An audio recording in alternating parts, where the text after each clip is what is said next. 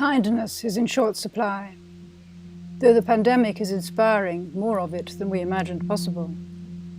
But generally, the strain of wars, climate change, hostile acts of governments and authorities at home and beyond, border walls and other exclusionary measures have made the world a very unkind place. I could have simply chosen kindness as a word for the vocabulary of the future, but I want instead to offer an image, a scene of poetic and visual delight, to convey something that I feel is necessary to kindness, and that also follows from acts of kindness, of reciprocity, attentiveness, fellow feeling. So I've chosen Eunoè. Eunoè is the name of a river in paradise, which was invented by the poet Dante in the second canticle of the Divine Comedy. He coined it from the Greek word for mind, nous, combined with the prefix eu, meaning well or good, as in eulogy, praise, and euphoria, joy or bliss. In the cosmology Dante devised for the afterlife, Eunoè is figured as the opposite but complementary sibling of Lethe, the river of forgetfulness. In the closing scenes of the Purgatorio, Dante describes his encounter with a young woman in a beautiful garden, on the opposite bank of a sparkling stream that runs between them. She's gathering flowers as she sings.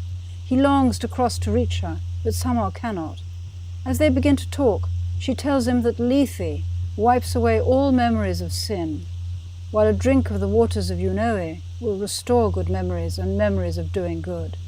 It's a magic potion, the equivalent of an enchanted mirror in a fairy tale, which tells the truth and loves and retrieves the good.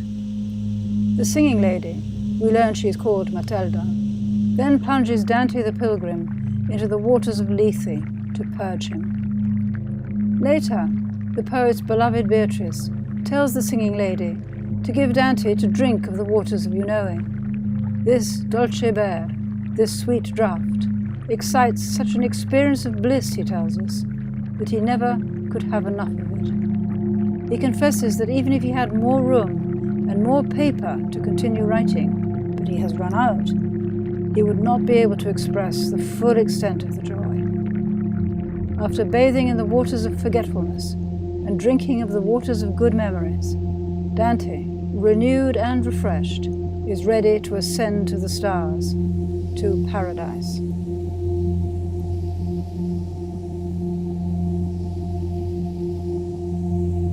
Eunoè is an old word, then, coined in Italy in the early 14th century. This year, 2021, is the 700th anniversary of Dante's death. But his concept is still visionary and radiant. I don't want to revive Christian theological meanings of good and evil, sin and innocence that belong to the poet's times, nor do I want to peddle an idea of restraint on excavating the past and its horrors, or the present and its gross inequalities. Good memories need not mean euphemisms or comfy, cozy pictures seen through rose-tinted spectacles. A good memory can be a just account which delivers truth and realigns wrongs by owning up to them. Collective good memory work would recast, reverse previous forgettings and erasures in the hope of a better today and tomorrow. The dual flow of Lethe Eunoè strikes me as a figure of necessary acts of acknowledgement and a way to generate fresh narratives. The bliss Dante talks about catches the profound satisfaction that acts of justice and honest reckonings with the past can bring. Eunoè resonates for me with Irenic principles expressed by the South African term Ubuntu, used by Desmond Tutu and Nelson Mandela to describe the spirit that underpinned the truth and reconciliation process. It also echoes another principle, Jokerenda, used by the Fula-speaking inhabitants of West Africa, which means solidarity and discussion, frank disclosure, mutual acknowledgement, and negotiation towards harmony.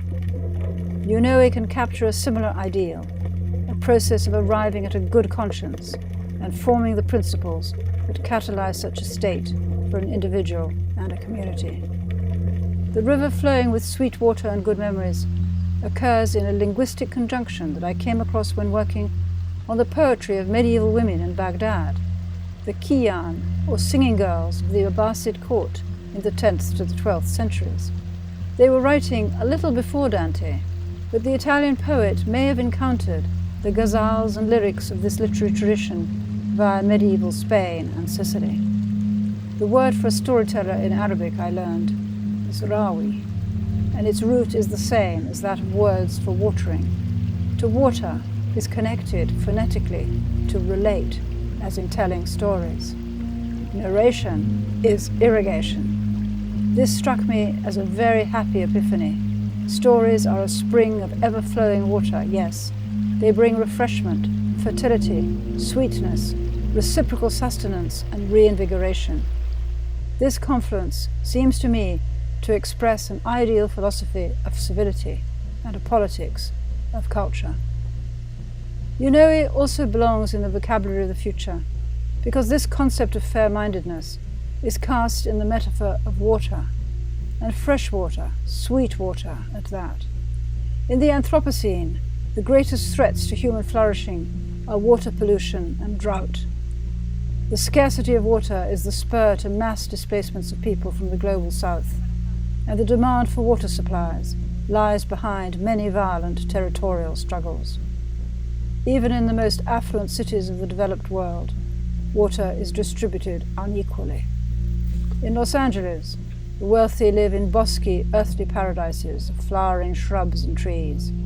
Leave those areas, and the trees start thinning out, until on Skid Row, not a blade of grass grows.